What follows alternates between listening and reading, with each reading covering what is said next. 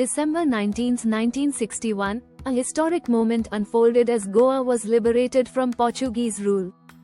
For 14 long years after India's independence, the government hesitated to act, fearing a war with Portugal.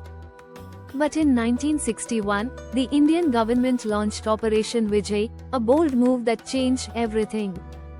With this operation, Daman, Diu, and Goa were annexed to the Indian mainland, marking a new era. Goa, along with Daman and Diu, became Union territories of India, a significant shift in their status.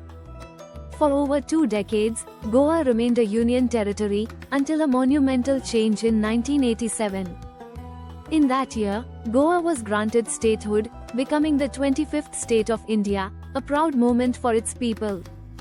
Every year, May 30th is celebrated as the Statehood Day of Goa, honoring this significant milestone.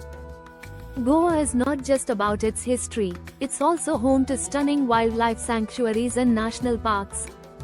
From Mahadei to Molam, these natural treasures make Goa a paradise for nature lovers.